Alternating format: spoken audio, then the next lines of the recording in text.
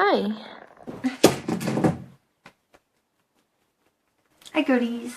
So I'm back with another video after not filming a video in months, and basically the reason for that is because I've only got my dissertation left to do. I've got loads of time now. Here you can see the top of my book cart. I'll show you briefly what's on it, but like I'm not going to give you like a full rundown, but this is like the books we're working with. This is the physical TBR. These are the books we're choosing from in today's video, because today we are going to be picking my June TBR. These are the only books I have with me whilst I'm in Manchester before I go home. But I've been creative. Now this may look like a random collection of blobs, and while it is, like, you're not wrong, it is a random collection of blobs. Look at the colours. Look how pretty the colours are. This is my TBR prompt board game. I know what you're thinking. What the frick? And I know. Let me talk you through it. So we have 6 different colours on here. Okay, we have a start and we have a finish, and it goes round. Okay, so I'm going to talk you briefly about it. Okay, this magenta colour, this is normal TBR prompts. Normal things that we use, that we land on to pick a book, okay? The neon green ones are like forfeits or challenges, so it would be like pick a really long book, or like pick a book that you've been avoiding, you know, that sort of vibe. These dark, if blue had a mauve colour, it would be that.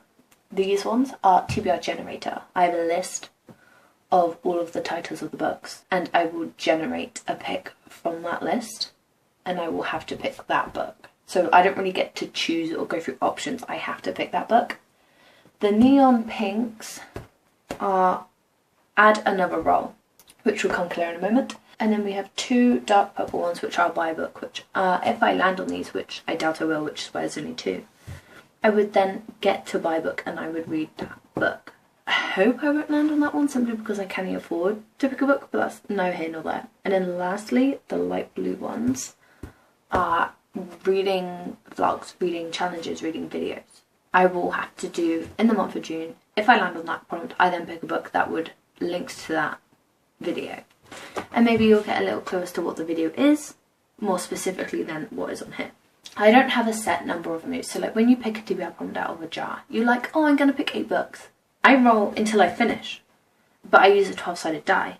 So whether that is 2 or 3 12 rolls and I'm done, or whether that's like 10 rolls of 3. Do you understand what I'm saying? The add another rolls continue once we finish, once we got to get to the finish line. Say I land here, despite being this close to finish, I roll just as normal, and that carries on here. But then I have to count the amount of times I added on add another roll, and I add those inconsequentially. You'll understand it once we do it. I'm going to, this is going to be my little, I have my dice on my laptop, along with my list of TBR things, and you will get to see it in my phone. Okay, fun. It's like a dual camera. What the heck? And if I look in past you, it's because I don't have a flip thing. Slay. So I'm gonna roll, and this is the board. It looks so uncolourful in my phone camera.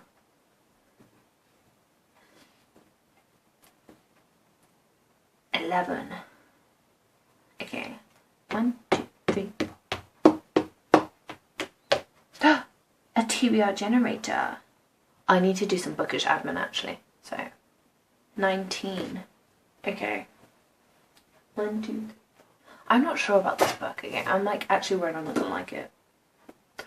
Our first book for our first roll for the TBR generator on our TBR is Wuthering Heights by Emily Bronte. Now, I thought this was a romance, and I'm pretty sure it is. But when you read the introduction, this book smells. It stinks. This is a 1980s print. But in the introduction of this book, written by Malcolm Elwyn, it says it's a thriller in the modern sense, being a suspense story written within a precision and speed of narrative foreign to popular novels of its period which, like those of Dickens, were purposefully prolonged for serial publication. So I thought it was a romance, but he sort of sets it as sort of like this suspense thriller. But I know it's Heathcliff, and I don't know. I know there is romance in here, and my friend Rachel really likes this book. She says it's like one of book time faves. And I really wanted to read it in November because it gives me November vibes. But I didn't get to it. However, I think it could be good. I think it could be cute. This isn't the only copy of this book I have. I also have a paperback, just not with me. For some reason I brought this copy with me. The first book on our TBR for June. Wuthering Heights. Okay, roll number 2 is 1. Which is a book with dual POV. There are quite a few actually, and a few that I really want to read. I'm actually so excited about it. I'm getting excited. I'm gonna pull out the options that I want to read, even though I'm sure there are freaking tons on here. I've got 5 options, all of which... Oh, actually, I don't know if this is... Okay, yeah, it is. 4 of which are romance. 1 is a thriller. We'll go for the thriller first. The Boyfriend by Freida McFadden. I am obsessed with the thought of reading this book. Like, it's been on my mind for a long time, but I've been finishing some books that I started like months and months ago. So I've been finishing like The Ministry of Time. I just haven't got around to it yet, but I really want to read it.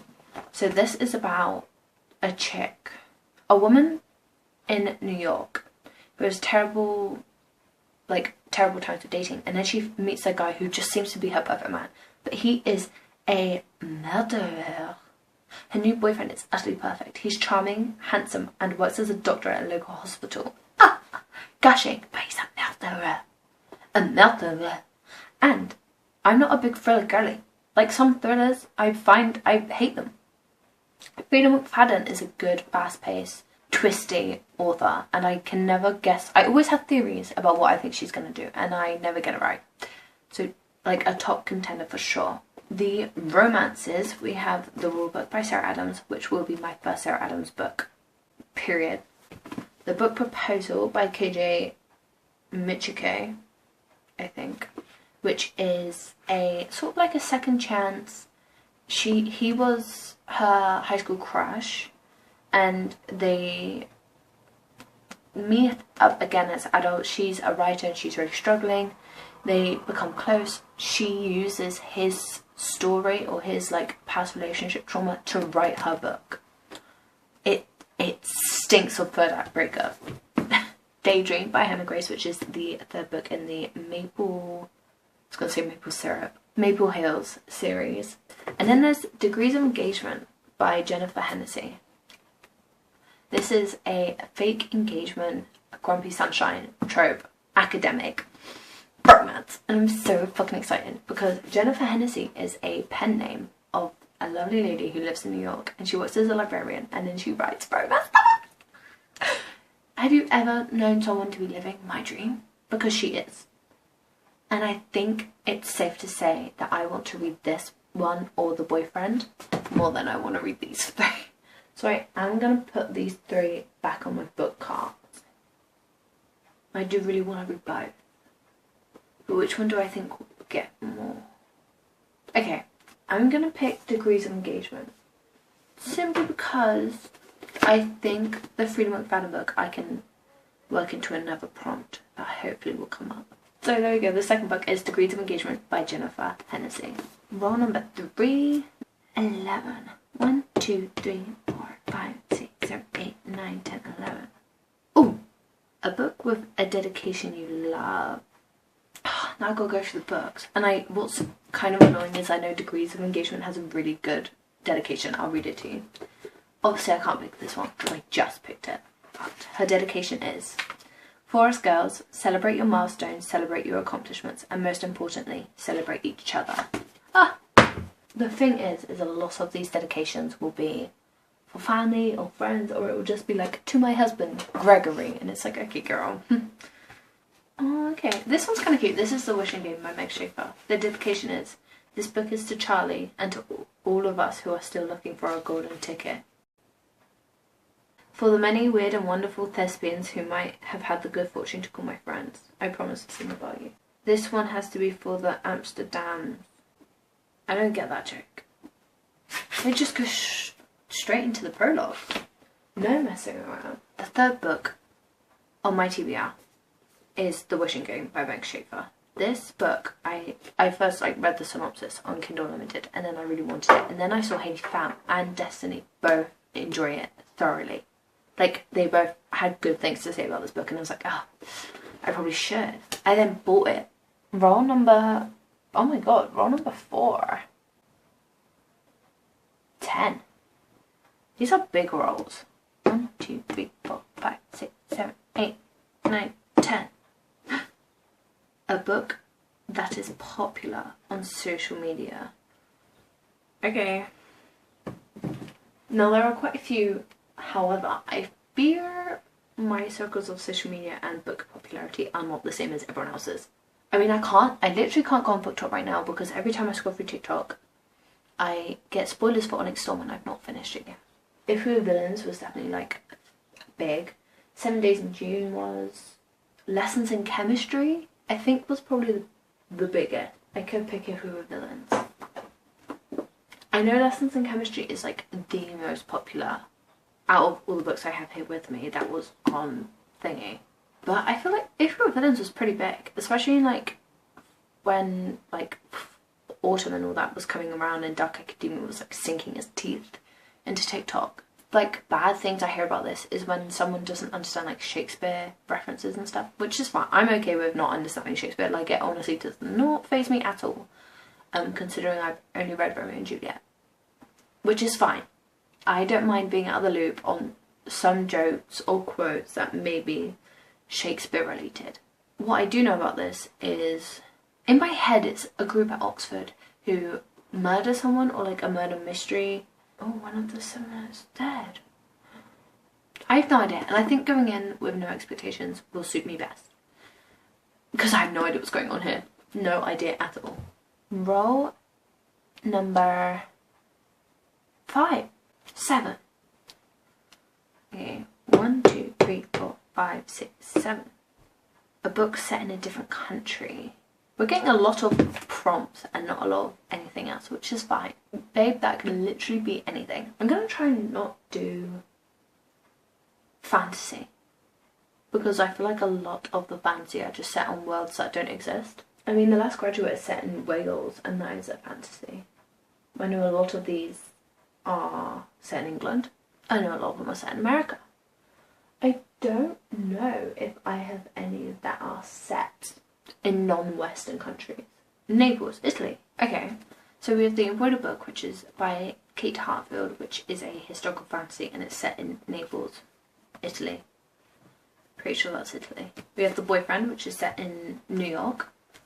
Margaret Atwood's The Handmaid's Tale, which I think is America. Yeah, I think it's set in America. And then Truman Capote's In Cold Blood, which feels a bit rogue to pull out, but again, it's set in America. This story is basically a lie based on the truth.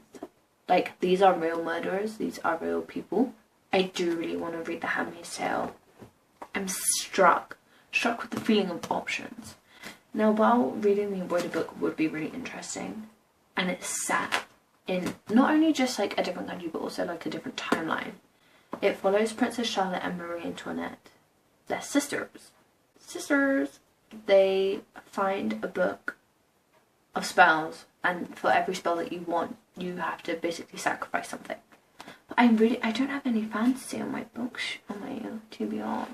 I'm looking at it and I'm thinking, I could just read it. Okay, Rogue Shout from Jess. I'm gonna pick The Embroidered Book. I think maybe the fact that I know nothing about Marie Antoinette and that part of history makes it a bit more easier for me, because I'm going in without these expectations of historically what has happened to this woman. Okay, my 5th book, The Embroidered Book by Kate Hartfield. 8. 1, 2, 3, 4, 5, 6, 7, 8. A book with an interesting first line. Again, that's quite like a you have to search for that. I am desperately, painfully, completely and stupidly in love. Wow, that's so interesting. The idea of eternal return is a mysterious one. And Nietzsche, is that how you say that name? Nietzsche has often perplexed other philosophers with it, to think that everything recurs as we once experienced it, and that the recurrence itself recurs ad infinitum. What the fuck? The studio was filled with the rich odour of roses, and when the light summer wind stirred amidst the trees of the garden, there came through the open door the heavy scent of the lilac, or the more delicate perfume of the pink flowering thorn. That's quite nice. That's quite a nice one. It's not particularly interesting, but we slept in what had once been the gymnasium. That's so interesting. I'm gonna pick, let's go for some romances. See if romances like stir an interest. In the year of our Lord, 2019, 32-year-old Ava Mercy nearly choked to death on a piece of gum. Oh my god, drama. I read the second line. She'd been attempting to masturbate when the gum lodged in her throat, cutting off her air supply. Okay, that is so funny. Based on action and reaction alone, I could pick 7 Days in June. What the fuck? Which is great because this is my June TBR. I always thought this would sort of be like the slow summer simmering romance kind of vibe, but it went straight in with choking on gum due to masturbation, which is hilarious. So yeah, I'm gonna pick 7 Days in June. You know what? This could be our last roll because we are very close to the finish line. But roll number 7, 3. 1, 2, 3. Book buying ban if TBR is not read. And what that means, my friends, is if these 6 books aren't read, I am banned from buying books the following month. Which I doubt I will do anyway, simply like financially. I hate that. But I have to pick a book nonetheless. So what book would I add to these 6 that I think I could read in a month? I'll tell you what, actually, there is one book I really want to read that I would like to read before I buy it anymore. That is A Sorrow Beyond Dreams by Peter Haneke. This is the Nobel Prize winner in literature of 2019. And what it is a memoir of his grief following his mother's death. In stark, lucid prose, Haneke reckons with his mother's life as it spans the rise of fascism, World War II, and post-war suffering. Translated from German by Ralph Mannheim. Well, this is a really short book. Like, I've had it on my TBR for quite some time. I also don't think I've really been that into prose in a reader's sense until I read Roland Barthes in my 3rd year of my undergrad, which was 2 years ago now. I'm getting old. But now I read a lot more like contemporary fiction.